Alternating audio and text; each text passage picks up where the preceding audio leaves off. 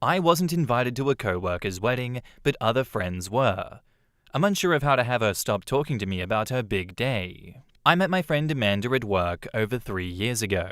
She was new to the team, and I had the opportunity to help train her. We clicked instantly and became really good friends pretty fast. There was never any doubt in my mind that we weren't close friends. Although her schedule was slightly different than mine, she gets off work an hour or two after I do, we always made plans and met up for shopping, drinks, hanging out, and double dates with our boyfriends. Obviously, we have mutual friends we work with, and we all try to have dinner together every once in a while or go out to a bar/club. I was very happy for Amanda when I found out that she got engaged to her longtime high school sweetheart just over a year ago. They are absolutely perfect for one another, and when she showed me the ring, I was floored with how pretty it is. I did ask when the wedding would be, and she said late in the summer of 2017. It's coming up in August. She has spoken to me almost daily about her wedding planning process, which I'm totally fine with. One day, while we were hanging out, she proactively told me that she wasn't inviting close friends and co-workers to the ceremony. She wanted a small and intimate wedding with her and her soon-to-be husband's family, and then everyone would be invited to the reception after. This seemed like a really good idea, and I said I liked that a lot. However, after she sent out invitations, 3 mutual friends/co-workers Snapchatted their invitations, and it's not just a reception-only invitation. The snaps weren't sent directly to me, but were on their story, and I just so happened to see them while clicking through stories. I was hurt that I didn't receive an invitation, even if only to the reception, but I didn't bother bringing it up to Amanda. Clearly, we weren't as close as friends as I thought, and she already had made it clear to me that she had no plans of inviting friends/co-workers. However, since she had invited some other girls that we work with, I figured that it was just a roundabout way of her politely telling me that I wasn't invited while trying to spare my feelings. However, she still talks to me daily about her wedding that's coming up in just a few months, and it makes me feel uncomfortable. She constantly talks about everything. Recently, she talked my ear off during our lunch break about her dress and then showed me all of the pictures that she took in it before sending it off to get altered. It's a very pretty dress, but it was a harsh reminder that I won't be there to see her in it or to celebrate her marriage. I'm perfectly polite and engaged in our conversations when she speaks to me about her wedding, but it's the only topic that ever comes up, and any attempt to change it up somehow comes straight back to her big day. I get it, she's excited, and she's allowed that, but it stings a lot. Obviously, I've distracted myself from hanging out with her as much because her thoughts on our friendship are/were drastically different than mine. How can I politely tell her to stop talking to me about it without hurting her feelings or having it turn nasty? And if it does turn nasty, how should I even begin to handle it? I don't think Amanda would make things nasty. She's very nice, but I don't want her to feel like I'm attacking her in any way and then make a mountain out of a molehill. Any advice is greatly appreciated. In the comments, I think your best bet is to ask her to cut the wedding chatter, though frame it politely, because she's being an ass. Say, Amanda, I know you're really excited about your wedding, but it feels really weird to talk about it all the time when I'm not a guest. And then offer up a change of subject. OP says, thank you for this suggestion. I really like the way that this sounds, and I can definitely see myself saying this very politely, and hopefully, she doesn't take it the wrong way. If she doesn't get the point, then, well, I'll try and be very firm about changing the subject. Don't worry about her taking it the wrong way. She's the asshole chatting about a wedding that she excluded you from. Exactly. What she's doing is classless. She's that kid in grade school telling you how awesome their birthday party will be, but not inviting you. OP may want to reevaluate the amount of time that she puts in with her quote-unquote friend. And OP says, don't worry, I'm already distancing myself. Good. Try not to get caught up in the petty BS at work. It's just not worth your energy or time. You sound awesome. The fact that you've tolerated her this long, sheesh. Honestly, all it takes is one statement. That sounds great, but I don't really need to know since I wasn't invited. I don't think you need to be subtle here. If there was an error or oversight on her part, she'll be mortified. If she really did intend to exclude you and gets offended by your not subtle jab, then that tells you all you need to know. OP says, you have a good point. It's simple and I like it. But it also sounds somewhat harsh to me, so I might change it up slightly in combination to other great suggestions. Thank you. If you're looking for something a touch gentler, you could say, that sounds nice. I'm sure the guests at your wedding will enjoy it. Back up to the post, there's an edit. I never expected this to receive as many comments and suggestions as it has. I've read every single comment thus far, and I've gained a lot of insight to the situation and how I should likely move forward. I will definitely speak up when Amanda tries to talk to me next. I will advise her that while I'm happy for her, I have no interest in chatting about or listening to her talk about a wedding/celebration that I wasn't invited to.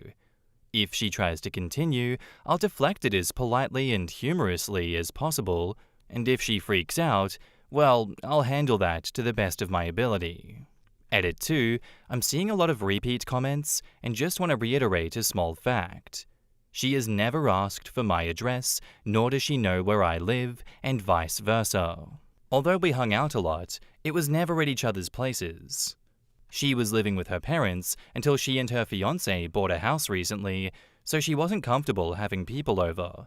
And I live with several roommates in a shared house with my boyfriend, so I never invite people over either.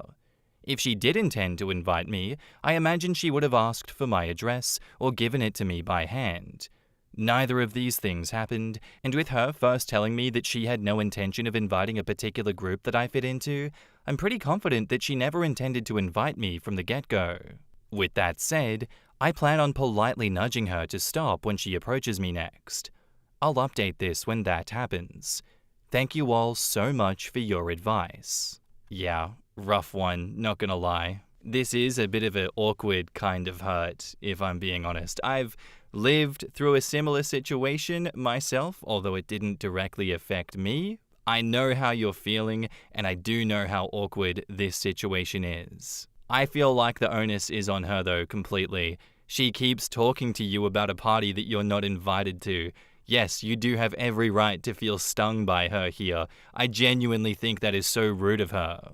I like your commitment to approaching her on this one. I think you are treading a fine line between being rude and putting up very much understandable boundaries with her. To be like, you gotta stop the wedding talk now and stop bringing every conversation back to a wedding that you know I'm not gonna get an invitation to, so you're just wasting our time. I don't want to talk about this. I think after this, you know where you stand with her, and that's a pretty valuable insight. Good luck with it. And now, onto the update. Hello everyone. I meant to update this yesterday when I got off work, but I forgot. So here's a slightly late update on what transpired after I received a lot of great feedback and suggestions. I took my second break a little later than usual, hoping that Amanda wouldn't notice.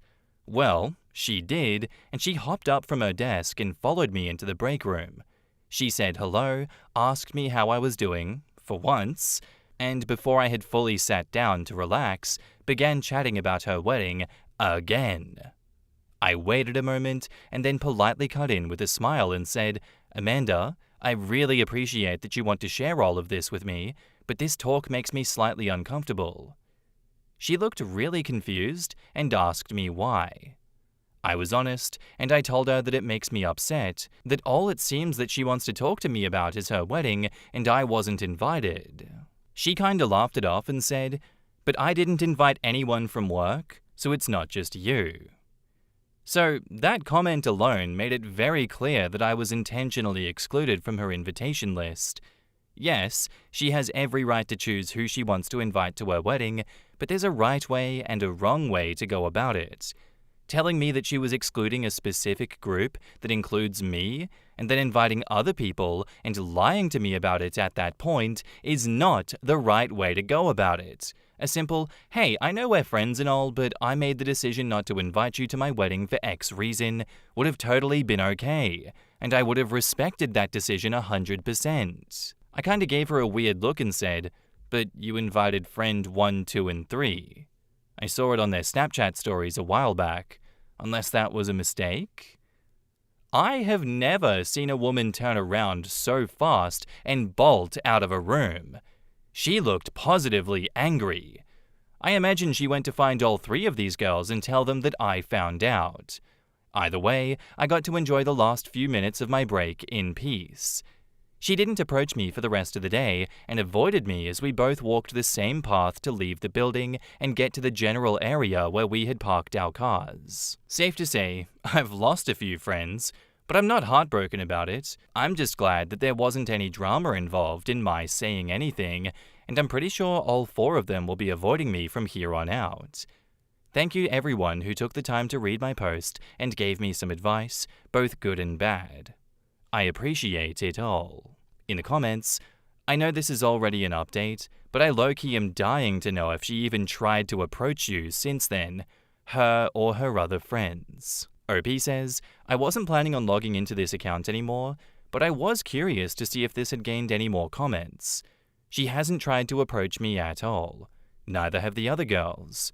It's Wednesday, and usually by now we all would have spoken in some way. I proactively removed all of them from my social media accounts, so I didn't give them the chance to remove me first. Quote, safe to say I've lost a few friends. Well, that's not always a bad thing. She wasn't a friend to begin with. I'm guessing OP was their designated target for shit-talking when she wasn't around, and a random person to vent to when she was. Still, Amanda just bolting out of the room instead of apologizing or trying to make up an excuse was hilarious. It's like her brain just broke. That moment you realize you forgot to back up your lie? Am I missing something? What benefit did Amanda get out of not inviting OP but talking to her about it? Like, what's the actual point of lying here? Some people really like to talk at other people, and the other person's interest isn't important. They get to rehash every detail out loud, and that's all they want. It's better than talking to just yourself. The fact that OP had feelings about being excluded didn't matter that much to them, but she didn't want to be confronted with the fact that maybe she did a not-so-nice thing. It's always a shitty feeling when you realize that you are friends with someone, but they aren't friends with you. Yeah. You know what, OP, good on you. I think that was handled perfectly. I think you were polite and direct, and you didn't play around with their fucking games. You gave her a chance to be honest, and you did it in a very polite way, and she doubled down on the lie and just ran away. What is wrong with her? She sucks. Deer in the headlights. I don't have an answer. I'm gonna go run into traffic now.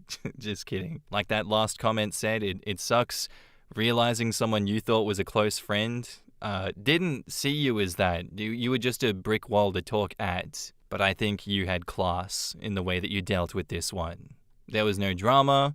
There was no chasing, no begging, no, oh my god, please be my friends. Guys, don't do this to me. I have no spine. There was none of that. You set a boundary, you kept your dignity, and now you have a slot in your life where you can make better friends that actually respect you and won't pull this kind of shit. And I hope you do find better friends after this that are leagues better than these excuses for people. Thank you for sharing your story with us. Thank you for coming back with updates. I very much appreciate that. And good luck, OP. The next story is from the r/ChatGPT subreddit, but I thought it was really interesting, so I'm gonna read it. It's titled, Opposing Counsel Just Filed a ChatGPT Hallucination with the Court. So I'm an attorney practicing civil litigation. Without going too far into it, we represent a client who has been sued over a commercial licensing agreement. Opposing counsel is a collections firm. Definitely not very tech-savvy, and generally they just try their best to keep their heads above water. Recently, we filed a motion to dismiss, and because of the proximity to the trial date, the court ordered shortened time for them to respond. They filed an opposition, never served it on us, and I went ahead and downloaded it from the court's website when I realized it was late. I began reading it, and it was damning. Cases I had never heard of with perfect quotes that absolutely destroyed the basis of our motion. I like to think that I'm pretty good at legal research and writing, and generally try to be familiar with relevant cases prior to filing a motion. Granted, there's a lot of case law, and it can be easy to miss authority. Still, this was absurd. State Supreme Court cases which held the exact opposite of my client's position. Multiple appellate court cases which used entirely different standards to the one that I stated in my motion. It was devastating. Much to my chagrin, appellate is a new word I've never run into. I just looked it up on Google. That's how the Google man says it, appellate. Sue me, guys. Use your damn ChatGPT to sue me for saying appellate the wrong way. Then, I began looking up the cited cases just in case I could distinguish the facts or make some colorable argument for why my motion wasn't a complete waste of the court's time. That's when I discovered they didn't exist. Or the case name existed, but the citation didn't, or the citation existed, but the quote didn't appear in the text. I began a spreadsheet listing out the cases, the propositions and quotes contained in the brief, and then an analysis of what was wrong. By the end of my analysis, I determined that every single case cited in the brief was inaccurate and not a single quote existed. I was half relieved and half astounded. Relieved that I didn't completely miss the mark in my pleadings, but also astounded that a colleague would file something like this with the court. It was utterly false. Nothing, not the argument, not the law, not the quotes, was accurate. Then I started looking for the telltale signs of AI. The use of em-dashes, just like I just used, did you catch it? The formatting, the random bolding and bullet points, the fact that it was unnecessarily signed under penalty of perjury. The caption page used the judge's nickname, and the information was out of order. My jurisdiction is pretty specific on how the judge's name, department, case name, hearing date, etc. are laid out on the front page. It hit me. This attorney was under a time crunch and just ran the whole thing through ChatGPT, copied and pasted it, and filed it. This attorney has been practicing almost as long as I've been alive, and my guess is that he has no idea that AI will hallucinate authority to support your position, whether it exists or not.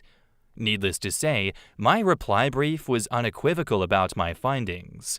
I included the chart that I had created and was very clear about an attorney's duty of candor to the court. The hearing is next Tuesday, and I can't wait to see what the judge does with this. It's going to be a learning experience for everyone. Edit: he just filed a motion to be relieved as counsel. Edit 2: the hearing on the motion to be relieved as counsel is set for the same day as the hearing on the motion to dismiss. He's not getting out of this one. Edit 3: I must admit, I came away from the hearing a bit deflated. The motion was not successful, and trial will continue as scheduled. Opposing counsel, who signed the brief, did not appear at the hearing. He sent an associate attorney who knew nothing aside from saying, "We're investigating the matter." The court was very clear that these were misleading and false statements of the law, and noted that the court's own research attorneys did not catch the bogus citations until they read my reply.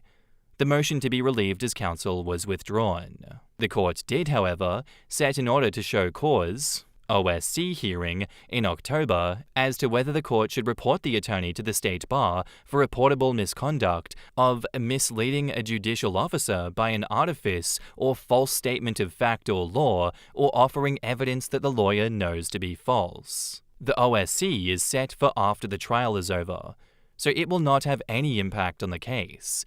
I had hoped to have more for all of you who expressed interest, but it looks like we're waiting until October. Edit 4: if you're still hanging on, we won the case on the merits. The same associate from the hearing tried to case himself and failed miserably.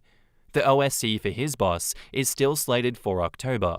The court told the associate to look up the latest case of AI malfeasance, Noland v. Land of the Free, LP, prior to the hearing. In the comments, Demon Sterative says, "He just filed a motion to be relieved as counsel? On what basis?" On the basis that he's going to push himself onto an ice floe and push it out to sea. Least that's what I'd do. I mean, presumably on the basis that he's messed this up to a fare thee well, and so staying in would be a conflict, the client needs new counsel who can blame him. Though, arguably, he should have to stay in long enough to fall on his sword first. So, I really want to know what the declaration says. Isn't that, illegal? To make shit up to support your argument? Like, if they had done that, benefit of the doubt, knowingly and manually, they'd just be cooked, right?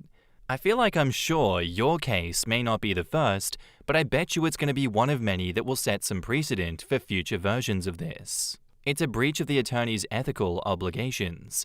The severity of the consequences may vary. Very interesting one, and I always love to see what new catastrophes the modern world brings with all its innovations. This just being another version of, oh hell nah, look at my lawyer bruh, I'm cooked. I'm going to jail. Give me Diddy's lawyer, get me off the charges. Let me pause for a second. How crazy is it that Diddy only got, 5 years? That's insane. Oh my, we are cooked as a society. It is so done. The stuff him and R. Kelly were just out in the open with back in the day, man. And they didn't even need to use ChatGPT to hallucinate in the court for them. That's wild. Anyway, I really want to see what this update has for us. I want to know what his motion to be relieved as counsel says, because that's going to be so funny. And now, on to the update. The court held the OSC, and the attorney appeared in person and was plainly remorseful. He was older, had been practicing for over 35 years, and it was clear he felt bad about the whole thing. He told the court that a junior associate, who was no longer with the firm, had submitted the brief to him. He had signed it without looking and was unaware of the issue until he sent a different attorney to argue the motion at the hearing. The court seemed torn. On the one hand, there was a lack of supervision of the younger attorney, the cases cited were clearly misleading, and the attorney wasn't even paying enough attention to withdraw the brief when it was brought to the court's attention. On the other hand, he was remorseful, had no history of discipline with the state bar, and had taken remedial measures, aka firing the offending attorney. In the end, the court sanctioned him $750, below the threshold for reporting to the state bar. Payable to the court clerk, ordered that he send apology letters to both us and his client, and ordered that he files the proofs of service with the court. While not the absolute beating the court could have dished out based on the appellate's court ruling in Noland versus Land of the Free LP, which the court cited in its OSC, it was commensurate with the harm. While the OSC was still pending, we ended up going to trial and won the case on the merits. I think that may have had some bearing on the court's ruling, as we were in no way prejudiced by the offending brief. I guess, at the end of the day, all is well that ends well. Everyone lived to fight another day, and we all learned a valuable lesson. Always check your sights. A wise word of advice. Guys, always check your sights, especially when you miss your ex, because your aim can always get better. In the comments, what's the chance that he was lying about the other attorney doing it? OP says, doubtful. He was older and probably had no idea what AI was, much less ever used it. Either he was a very good liar, or he was genuinely remorseful over the whole issue. The court seems to think the latter, and I tend to agree. Someone else asks, what happened to the junior attorney? Seems the sanction was fair for the supervisor, who didn't knowingly submit an untrue brief, but the junior should clearly face worse sanctions. OP says, I question that too. We will never know. I guess the court figured losing his job was punishment enough. It's shocking how many people will accept the bullshit that AI spews out as fact, but a lawyer using it for an actual case? Insane. His reputation may be forever stained. There have been lawyers sanctioned for this. It's an evolving area of law, but the Bar Association has ethics CLEs on this already, and nobody should be relying on AI without checking its work. Jeez. People treating LLMs as search engines will never not amaze me. This was a ton of work for OP. Feels like the other firm should be on the hook for the time that he billed for it, but also I'm not a lawyer. I make no secret to the fact that I hold people who use ChatGPT in contempt. I saw a Reddit thread where someone was asking, do people really use ChatGPT as a search engine? And someone replied that yes, they do, because when they use Google, they are forced to click through to visit a website and then read what's there to get the information they need. You know, like actual thinking.